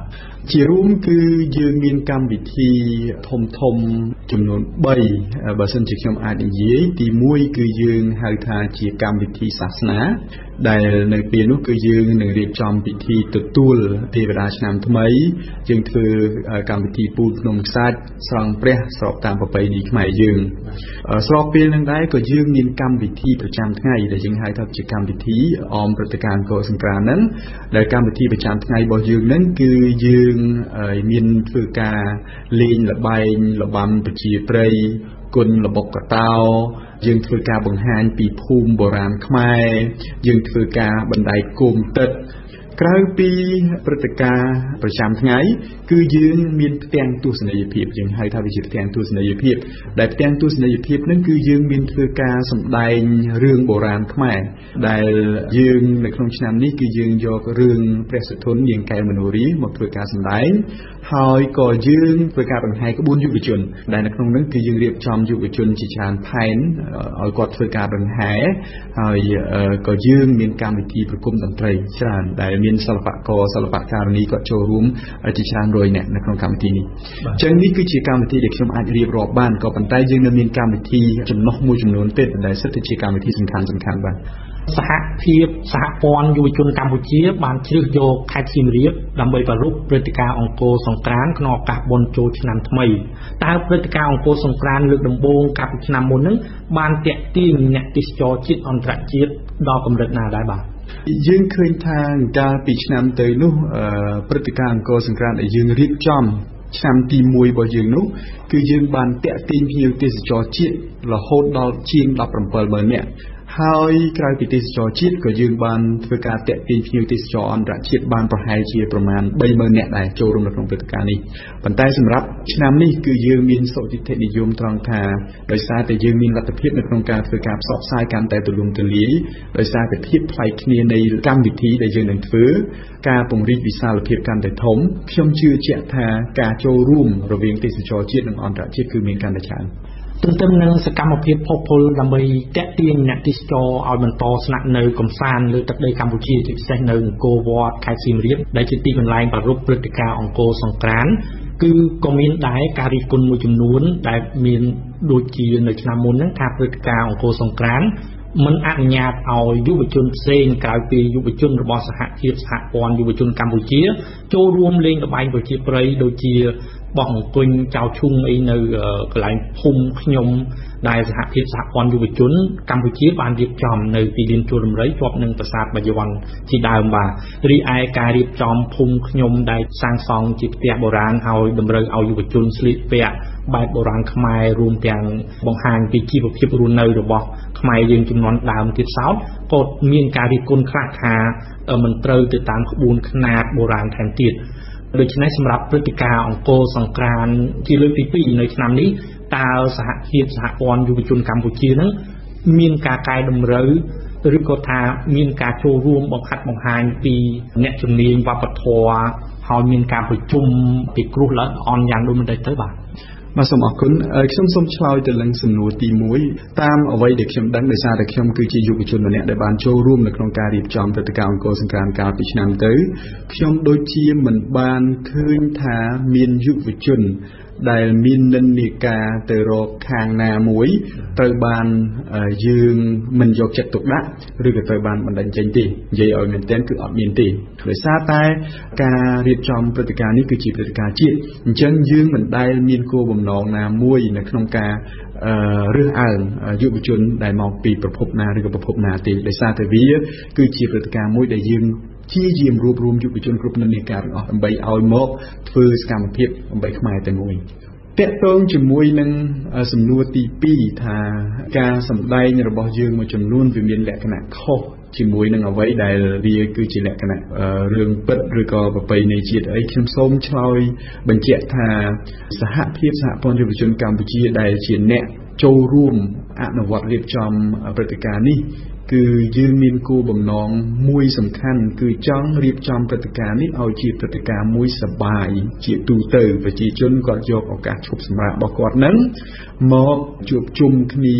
ជាលក្ខណៈមហាគ្រួសារខ្មែរមានន័យថាគាត់មិនមែនត្រឹមតែសែនទេវតានៅផ្ទះទេគាត់ទៅសែនទេវតានៅទីសក្ការៈរបស់ប្រទេសជាតិយើងតែម្ដងក្នុងនាមជាលក្ខណៈប្រទេសជាតិបាននិយាយមែនទែនគឺការងាររបស់យើងគឺយើងរៀបចំអានេះគឺមិនមែនដើម្បីព្យាបាលជំងឺណាមួយទេមានន័យថាអញ្ចឹងមានន័យថាដោយសារការងារនេះជាការងារដែលយុវជនគាត់រៀបចំហើយយើងគោលបំណងរបស់យើងចម្បងគឺយើងធ្វើបង្កើតបរិយាកាសឲ្យសប្បាយរីករាយហើយគឺយើងអត់ទៅធ្វើការបដោតឲ្យសំខាន់ទៅលើការលេងល្បែងនេះត្រូវអញ្ចេះលេងល្បែងនោះឲ្យត្រូវអញ្ចោះទេប៉ុន្តែទោះបីជាយ៉ាងណាក៏ដោយពួកយើងបានធ្វើការយកចិត្តទុកដាក់ណាស់ដោយយើងបានស្នើសុំការចូលរួមពីក្រសួងវប្បធម៌និងវិចិត្រសិល្បៈ នឹងអ្នកជំនាញមួយចំនួនដើម្បីស្នើសុំយោបល់របស់គាត់ថាតើយើងគួរតែធ្វើអញ្ចឹងយើងគួរតែធ្វើអញ្ចឹងទើបត្រឹមត្រូវឬមួយក៏យ៉ាងម៉េចអញ្ចឹងយើងព្យាយាមអស់លទ្ធភាពហើយយើងព្យាយាមធ្វើតាមអ្វីដែលគេបានប្រាប់យើងអញ្ចឹងយើងដឹងហើយថាវាអាចមានភាពខ្វះខាតមួយចំនួនដូចជាមិនផុតទេក៏ប៉ុន្តែគោលដៅរបស់យើងសំខាន់គឺគោលដៅរបស់យើងមិនមែនធ្វើការបង្ហាញឲ្យលក្ខណៈជាក់លាក់ទៅលើអ្វីមួយនោះទេគឺយើងចង់គ្រាន់តែថាបង្កើតបរិយាកាសសប្បាយទូទៅឲ្យប្រជាពលរដ្ឋខ្មែរគាត់បានចូលរួមអបអរពិធីនេះដែលជារួមបាទឆ្លងតាមសន្និសីទសែនអំបញ្ញមិញហ្នឹងគឺរូបលោកក៏ដូចជាលោកសំហេងបរោះបានលើកឡើងអំពីការបង្ហាត់បង្ហាញយុវជនជាង800នាក់សម្រាប់ការលេងល្បែងប្រជាប្រិយដែលមានការបង្ហាញពីអ្នកជំនាញមកពីក្រសួងវប្បធម៌សម្រាប់ព្រឹត្តិការណ៍នៃឆ្នាំនេះឆ្លងតាមបទពិសោធន៍កន្លងមកក្នុងព្រឹត្តិការណ៍កាលពីឆ្នាំមុនតើអ្វីទៅជាការលំបាកឬក៏ជាឧបសគ្គសម្រាប់ការរៀបចំព្រឹត្តិការណ៍អង្គរសង្ក្រាន្តនៅទឹកដីអង្គរវត្តខេត្តសៀមរាបដែលជាព្រឹត្តិការណ៍ប្រវត្តិសាស្ត្រដែលកម្ពុជាយើងមិនធ្លាប់មានពីមុនមកហ្នឹងបាទបើនិយាយអំពីឧបសគ្គដែលយើងបានជួបប្រទះនេះគឺវាមានច្រើនគួរសមដែរតែខ្ញុំអាចនិយាយបញ្ហាទី1នេះគឺលោកបានដឹងស្រាប់ហើយថាការងាររបស់យើងទាំងអស់នេះគឺអាចប្រព្រឹត្តទៅបានគឺដែលមានការចូលរួមពីយុវជនស្ម័គ្រចិត្តអញ្ចឹងលោកបានជ្រាបហើយថាបើនិយាយពីភាពស្ម័គ្រចិត្តគឺគាត់ធ្វើអ្វីៗគឺតាមលក្ខណៈស្ម័គ្រចិត្តអញ្ចឹងគាត់អត់មានជាថាការអីទេទី2គឺដោយសារតែការងារនេះជាការងាររបស់យុវជនហើយវាជាការងារស្ម័គ្រចិត្តទៀតគឺយើងបញ្ហាមួយទៀតដែលជាបញ្ហាដែលយើងជួបប្រទះហ្នឹងគឺបញ្ហាថវិកាដែលកង្វះខាតថវិកាអញ្ចឹងនៅក្នុងការអនុវត្តកម្មវិធីធំៗអញ្ចឹងគឺយើងខ្វះខាតថវិកាក៏វាអាចជាបញ្ហារបស់យើងដែលជាបញ្ហាប្រឈមមួយដែរបាទអញ្ចឹងនេះគឺជាអ្វីដែលយើងព្យាយាមស្វែងរកការដោះស្រាយហើយមួយទៀតដែលយើងអាចនិយាយថាវាជាឧបសគ្គនោះគឺបញ្ហាដែលខ្ញុំអាចនិយាយបានគឺការគ្រប់គ្រងទូទៅនឹងតែម្ដងគឺការ coordinate យើងប្រើពាក្យថា coordinate យុវជនគ្រប់និន្នាការគ្រប់ទិសដៅឲ្យធ្វើការតែមួយនេះមិនមែនជាការងាយស្រួលទេប៉ុន្តែខ្ញុំមានមោទនភាពណាស់ដែលតាំងពីយើងចាប់ផ្ដើមដំបូងរហូតមកដល់ពេលបច្ចុប្បន្ននេះគឺយើងធ្វើទៅដោយរលូនបើទោះបីជាមានយុវជនមួយចំនួនគាត់គិតថាទៅអញ្ចេះគាត់គិតថាទៅអញ្ចឹងគឺយើងនៅតែអនុវត្តវាគឺប្រកបទៅដោយភាពទទួលខុសត្រូវប្រកបទៅដោយការយល់យោគគ្នាហើយវាអាចទៅបានយ៉ាងរលូនអញ្ចឹងខ្ញុំគិតថាយើងមានឧបសគ្គមែនក៏ប៉ុន្តែយើងតែងតែព្យាយាមដោះស្រាយឧបសគ្គពីមួយពេលទៅមួយពេលហើយខ្ញុំមានសុតិធិនិយមថាវានឹងមានភាពជោគជ័យបាទនិយាយដល់ពីបញ្ហាថវិកាចំណាយសម្រាប់ព្រឹត្តិការណ៍អង្គរសង្ក្រាន្តកាលពីឆ្នាំ2013ក៏ដូចជានៅឆ្នាំនេះគឺសហភាពសហព័ន្ធយុវជនកម្ពុជាមិនអាចកត់ត្រាបានដោយសារថាជាការចូលរួមពីសប្បុរសជនក្រុមហ៊ុនអាជ្ញាធរគ្រប់ជាន់ថ្នាក់ហើយជាពិសេសនោះគឺការចូលរួមផ្ទាល់ពីយុវជនដែលទៅចូលរួមផ្ទាល់តែម្ដងមិនអញ្ចឹងបាទតាមត្រូវហើយអញ្ចឹងតាមពិតគឺបើតាមខ្ញុំដឹងទេដោយសារតែការងារនេះខ្ញុំអធិស្ឋានដោយសារតែការងារនេះគឺជាការងារខាងផ្នែកហិរញ្ញវត្ថុទេតែអ្វីដែលខ្ញុំអាចឆ្លើយជូនបានដោយថានេះខ្ញុំបើសិនជាខ្ញុំកាន់ការងារនេះក៏ខ្ញុំនឹងមានភាពលំបាកដែរដូចខ្ញុំបានជំរាបជូនលោកអញ្ចឹងថាយុវជនភាគច្រើនខ្លួនឯងគាត់ទេដែលគាត់ចូលរួមជាមួយយើងហើយគាត់សប្បាយចិត្តនៅក្នុងការគាត់ចូលរួមជាថវិកាដូចខ្ញុំបានជំរាបជូនពីខាងដើមអញ្ចឹងថាគាត់ជួនពេលខ្លះគាត់ជិះឡានទៅខ្លួនឯងអញ្ចឹងទៅមិនគិតថ្លៃសាំងមិនគិតថ្លៃអីខ្លួនគាត់អញ្ចឹងទៅគាត់ទៅហូបបាយនៅក្នុងពិធីហ្នឹងគាត់ទៅហូបបាយអញ្ចឹងទៅជួនពេលខ្លះយើងថាអូខេអ្នកឯងទៅហូបចុះហើយសុំរស៊ីតមកយកមកវិញដើម្បីធ្វើការទូទាត់អីអញ្ចឹងគាត់អត់យកមកទេអញ្ចឹងបើសិនជាយើងនិយាយពីភាពស្ម័គ្រចិត្តរបស់គាត់នោះវាគឺជាកត្តាមួយដែលធ្វើឲ្យយើងមានការពិបាកដែរប៉ុន្តែខ្ញុំអាចជំរាបជូនលោកមួយថាជាធម្មតាការងារនេះជាការងារយុវជនយើងកម្រយើងមិនអាចធ្វើអ្វីឲ្យហួសពីព្រំដែនយុវជនបានទេមានន័យថាការចំណាយរបស់យើងក៏មិនអាចចំណាយលើសលប់ទៅតាមអ្វីដែលវាអាចវាអាចមាននឹងដែរប៉ុន្តែអត្ថប្រយោជន៍របស់យើងគឺយើងធ្វើយ៉ាងណាគឺព្យាយាមឲ្យអស់លទ្ធភាពដើម្បីរកតម្លាភាពឲ្យបានប៉ុន្តែគាត់ខ្ញុំសូមបើកវងកញ្ចក់មួយថាពាក្យថាតម្លាភាពនេះមិនមែនមានន័យថាយកលុយ1000ទៅទិញការ៉េម្ហូបទៅត្រូវតែមានរសួយដែរលោកនឹងស្រាប់ហើយថាការគ្រប់គ្រងកម្មវិធីមួយគឺតែងតែមានភាពយោគយល់អញ្ចឹងណាបាទខ្ញុំសូមអរគុណលោកសោមរតនាអ្នកនាំពាក្យរបស់ព្រឹត្តិការណ៍អង្គរសង្ក្រាន្តឆ្នាំ2014ដែលបានអនុញ្ញាតឲ្យខ្ញុំបានជួបសម្ភាសន៍ដោយផ្ទាល់ជុំវិញគម្រោងរៀបចំព្រឹត្តិការណ៍អង្គរសង្ក្រាន្តឆ្នាំ2014របស់សហភាពសហព័ន្ធយុវជនកម្ពុជាខ្ញុំសូមអរគុណសូមជម្រាបលាលោកបាទសូមអរគុណសូមជម្រាបលាបាទព័ត៌មានលឿនរហ័សច្បាស់លាស់និងស៊ីជម្រៅ វិទ្យុបារាំង RFE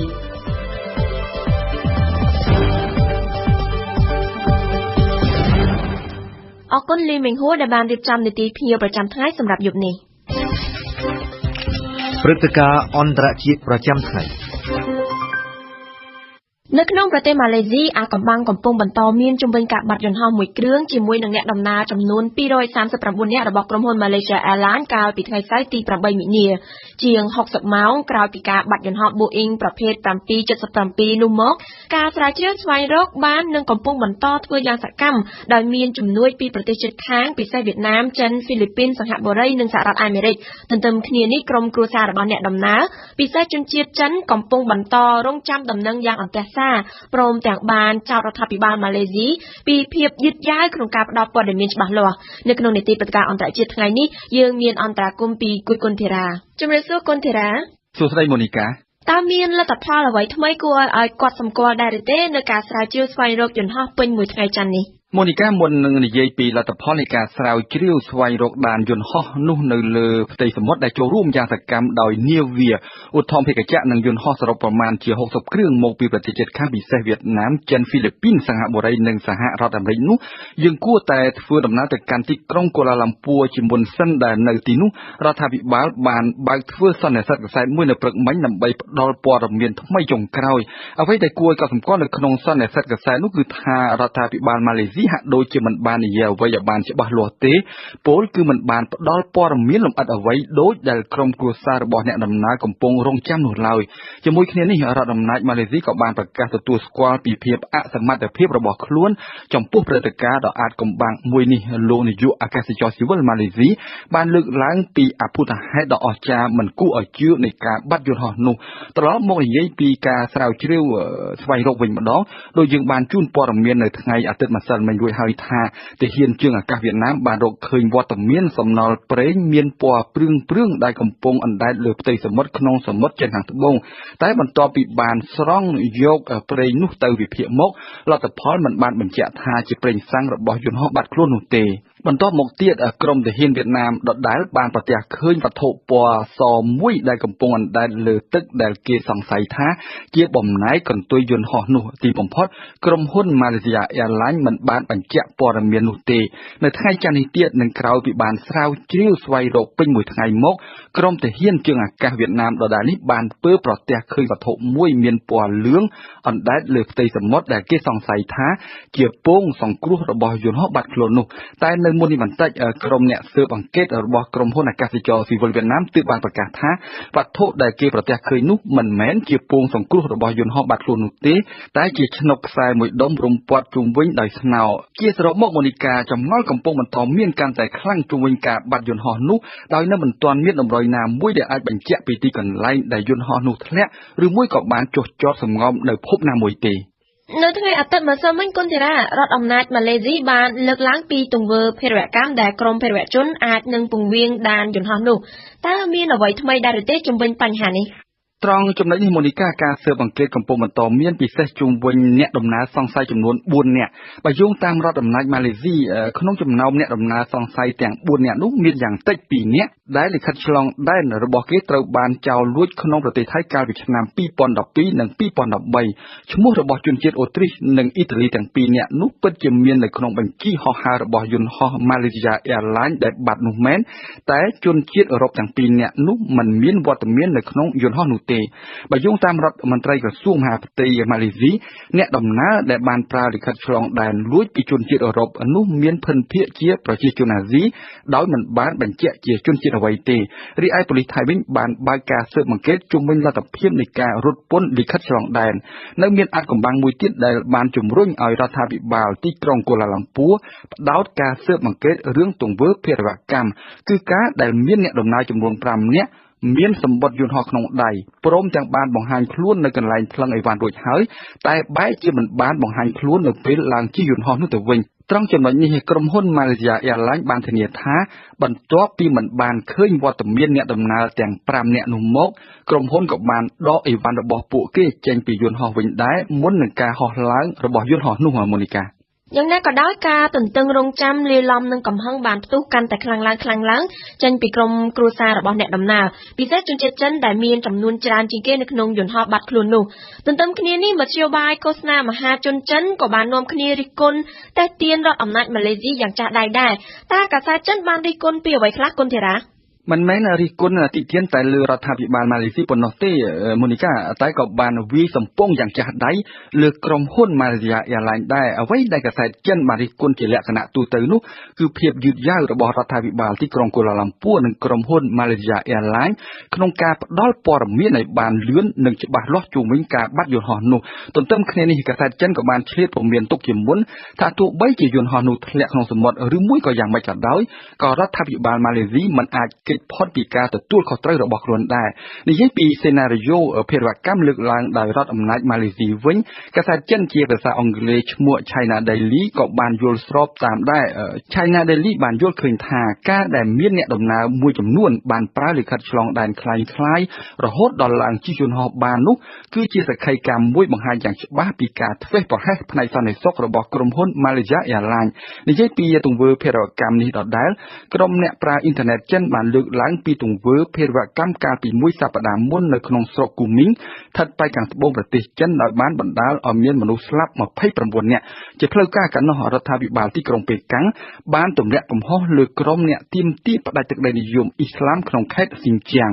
អ្វីជាការកត់សម្គាល់ការបាត់យន្តហោះ Malaysia Airlines ពីនេះបានកើតមានឡើងជិតមួយសប្តាហ៍បន្ទាប់ពីអំពើភេរវកម្មនៅស្រុកគូមីននោះគឺតាមរយៈព្រឹត្តិការណ៍មួយនេះឯងដែលបានធ្វើឲ្យក្រុមអ្នកប្រើអ៊ីនធឺណិតចិនសង្ស័យថាក្រុមអ្នកទាមទារផ្ដាច់ទឹកដីនិយមអ៊ីស្លាមក្នុងខេត្តស៊ីនជាងដដែលនេះអាចជាអ្នកនៅពីក្រោយនៃការបាត់យន្តហោះរបស់ក្រុមហ៊ុន Malaysia Airlines ពេលនេះព្រោះថាអ្នកដំណើរភាគច្រើននៅក្នុងយន្តហោះនោះជាជនជាតិចិនតែយ៉ាងណាក៏ដោយរដ្ឋអំណាចម៉ាឡេស៊ីបានអះអាងរួចហើយថាខ្លួននឹងបើកការស៊ើបអង្កេតលើគ្រប់សេណារីយ៉ូទាំងអស់ម៉ូនីកាអរគុណគុណធីរ៉ាចំពោះបទអន្តរាគមន៍នៅថ្ងៃនេះស្ដាប់វិទ្យុបារាំង RFE ពិភពលោកស្ថិតនៅក្នុងដៃរបស់លោកអ្នក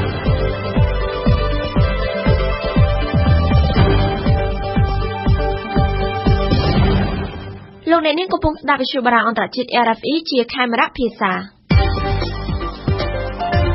បទយូហ្គា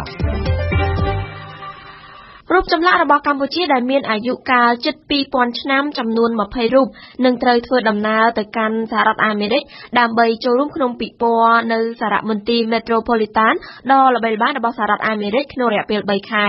ជាពិព័រណ៍ដែលមានការចូលរួមពីបណ្ដាប្រទេសអាស៊ានក្រោមប្រធានបទអាណាចក្រដែលបាត់បង់នៅសម័យកាលដំបូងនៃអាស៊ីអាគ្នេយ៍នៅថ្ងៃច័ន្ទនេះក្រសួងវប្បធម៌និងវិចិត្រសិល្បៈបានធ្វើពិធីសាសនានិងរៀបចំទុកដាក់រូបចម្លាក់ទាំងអស់សម្រាប់ការចេញដំណើរនៅថ្ងៃអង្គារស្អែកទៅសហរដ្ឋអាមេរិកប្រធានសារមន្ទីរលោកគង់វីរៈបានឲ្យដឹងថាការតាំងពិព័រណ៍នេះគឺជាឱកាសដែលកម្ពុជាបង្ហាញពីភាពរុងរឿងរបស់អាណាចក្រកម្ពុជាកាលពីអតីតកាលហើយរូបចម្លាក់នេះក៏ជាឯកអគ្គរដ្ឋទូតសុឆន្ទៈរបស់កម្ពុជាលើឆាកអន្តរជាតិដែលនឹងផ្សព្វផ្សាយពីកម្ពុជាផងដែរសូមអញ្ជើញលោកអ្នកនាងស្ដាប់បទយូហ្គារបស់សុនមេសាដូចតទៅ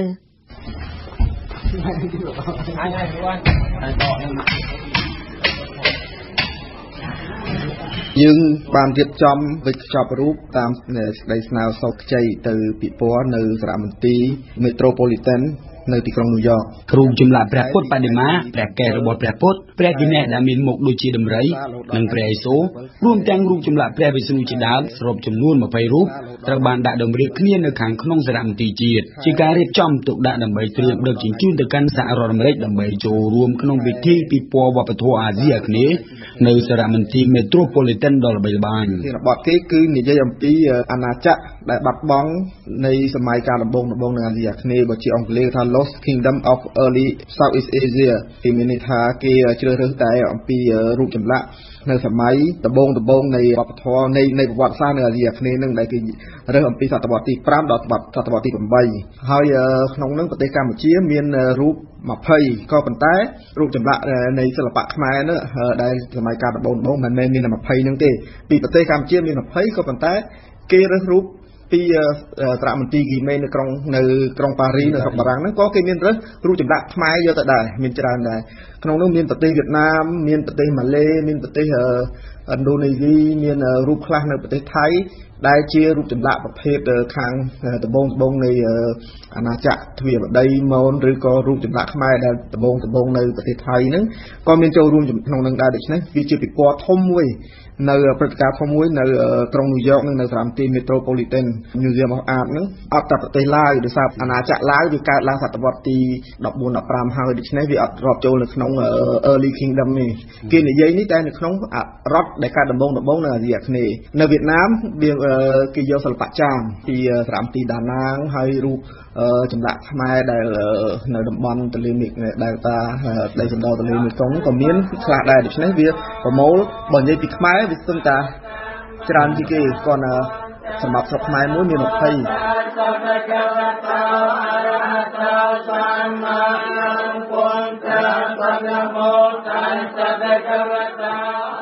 មុននឹងចេញដំណើរទៅកាន់សហរដ្ឋអាមេរិកនៅថ្ងៃអង្គារស្អែកនេះកាលពីព្រឹកថ្ងៃច័ន្ទនេះរូបចម្លាក់ដែលមានអាយុកាលជាង 1000 ឆ្នាំក្នុងសម័យមុនអង្គរ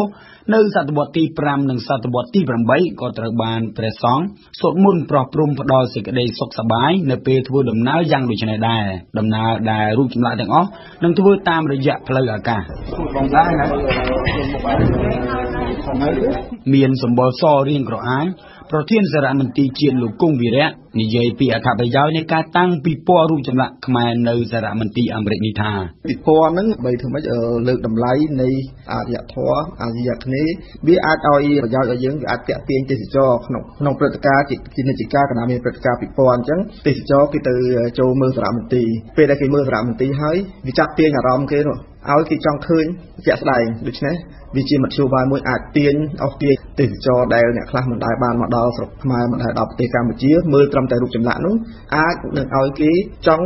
មកផ្ទាល់ដល់ស្រុកខ្មែរដូច្នេះវាអាចតាក់ទាញទេសចរផងវាពីរទីមួយយើងផ្សព្វផ្សាយវប្បធម៌យើងផ្សព្វផ្សាយអរិយធម៌យើងឲ្យខាងលោកជាមួយនឹងការដឹកជញ្ជូនផ្លូវឆ្ងាយឆ្លងទ្វីបបែបនេះរូបចម្លាក់ទាំង20របស់កម្ពុជាដែលធ្វើពីថ្មចំនួន19និងសំរិទ្ធចំនួន1នោះត្រូវបានរៀបចំដាក់ក្នុងឡាំងប្រអប់ឈើយ៉ាងត្រឹមត្រូវនិងសុវត្ថិភាពកម្មករទាំងខ្មែរនិងអ្នកជំនាញបរទេសបានលើកដាក់រូបចម្លាក់នីមួយៗយ៉ាងប្រុងប្រយ័ត្ន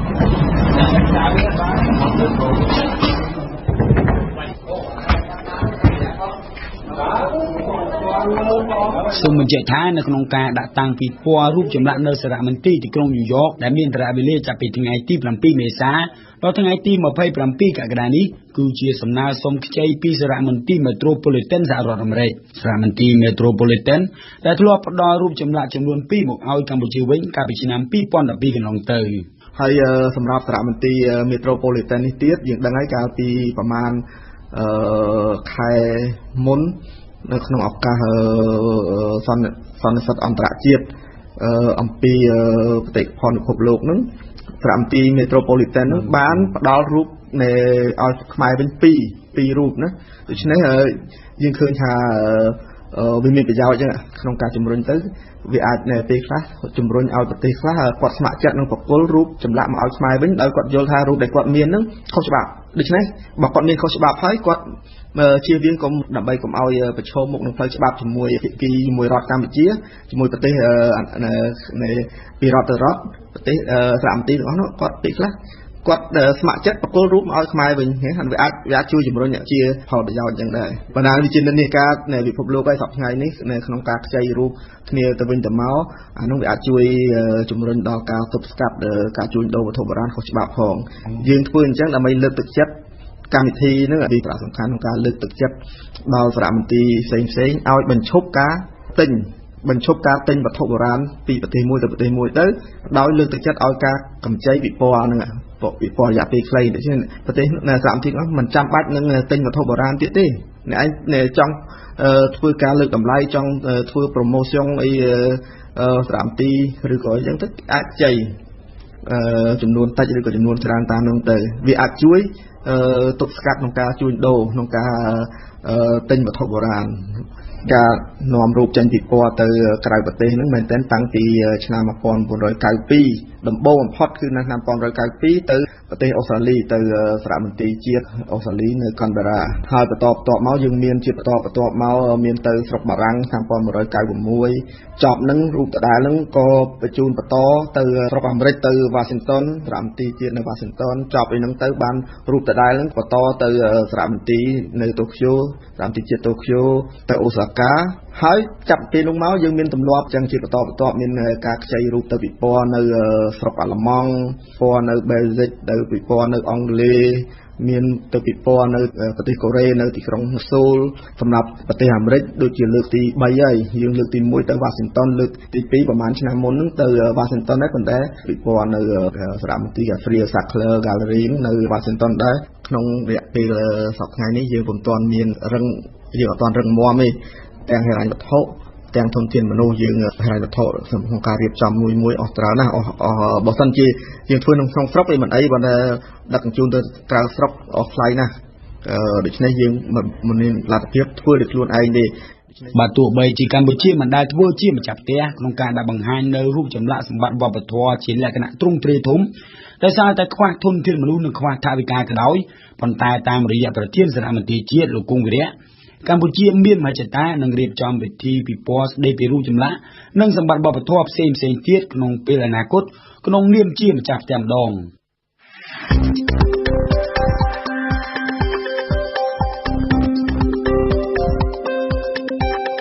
ព័ត៌មានទាន់ហេតុការណ៍បទយកការប្រកបដោយវិជ្ជាជីវៈទស្សនៈសារព័ត៌មានខ្មែរបទវិភាគគ្រប់ជ្រុងជ្រោយផ្ដល់ជូនដោយវិទ្យុបារាំង AFE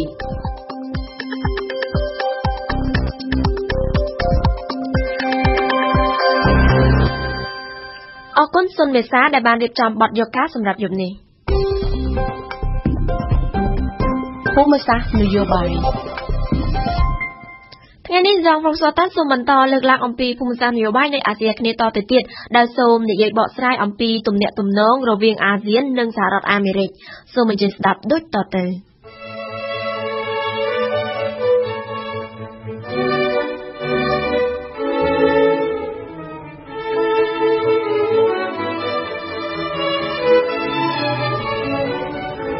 មហិច្ឆតារបស់សហរដ្ឋអាមេរិកមកលើភូមិភាគអាស៊ីអាគ្នេយ៍មានជាយូរយារណាស់មកហើយ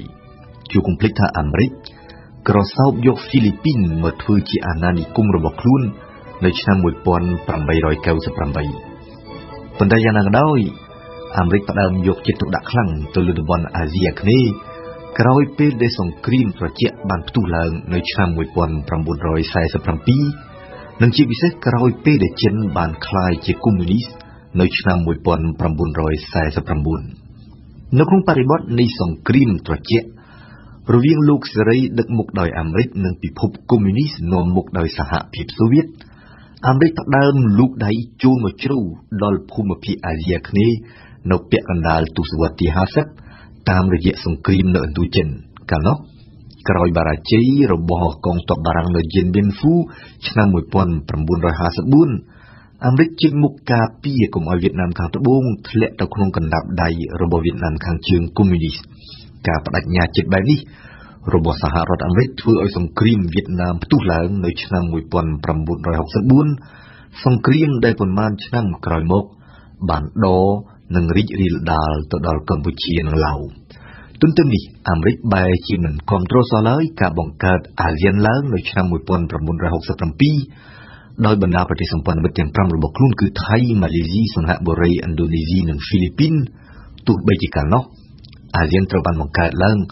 ដើម្បីប្រយុទ្ធទប់ទល់នឹងគ្រោះថ្នាក់កុម្មុយនីសក៏ដោយមានមូលហេតុពីរយ៉ាងដែលអាចបំភ្លឺអេរយាប័តបែបនេះរបស់អាមេរិកកាលសម័យនោះ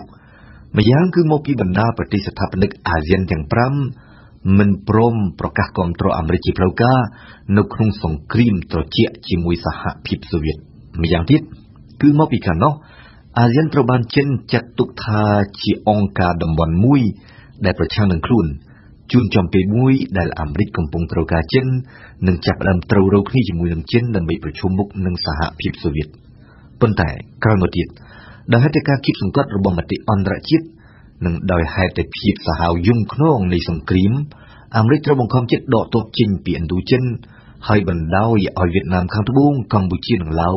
คล้ายជាកុម្មុយនីសនៅឆ្នាំ1975ចាប់ពីពេលនោះមកអាមេរិកផ្ដើមកាត់បន្ថយទម្ងន់យុទ្ធសាស្ត្រនិងយោធារបស់ខ្លួននៅអាស៊ីនិយាយជាទូទៅនិងនៅអាស៊ីអាគ្នេយ៍និយាយដាច់ដោយឡែកជាក់ស្ដែងនៅពេលដែលវៀតណាមរំដោះសូវៀតចូលរំលំរបបខ្មែរក្រហមរំដោះចិននិងកាន់កាប់កម្ពុជានៅឆ្នាំ1979អាមេរិកឈរអោបដៃមើលមិនព្រមធ្វើអ្វីក្រៅពីជួលដៃជាមួយចិនដើម្បីជួយពីចម្ងាយជួយផ្ដល់អាវុធឲ្យខ្មែរក្រហមធ្វើសង្គ្រាមប្រឆាំងនឹងរបបហេងសំរិនរំដោះវៀតណាម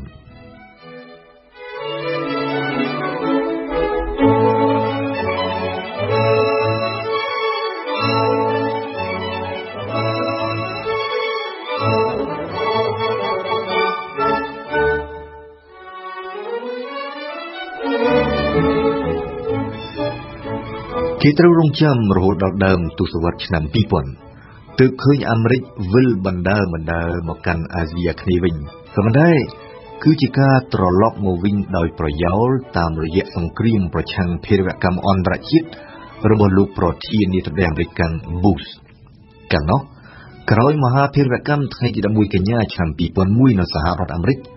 រដ្ឋការលោកBushចាត់ទុកអាស៊ីអាគ្នេយ៍ថាជាសមរភូមិសំខាន់ទី2នៃសង្គ្រាមប្រឆាំងភេរវកម្មអន្តរជាតិរបស់ខ្លួនត្បិតអាស៊ីអាគ្នេយ៍ជាទីដែលសម្បូរទៅដោយអ្នកកាន់សាសនាអ៊ីស្លាមរស់នៅ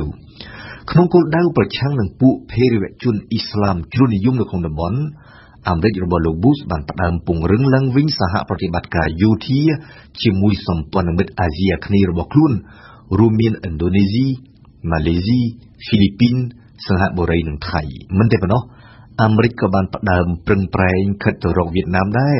ក្នុងគោលបំណងទប់ស្កាត់ឥទ្ធិពលរបស់ចិននៅក្នុងភូមិភាគអាស៊ីអាគ្នេយ៍តាំងពីឆ្នាំ2009មកសហរដ្ឋអាមេរិកក្រោមការដឹកនាំរបស់លោកអូបាម៉ា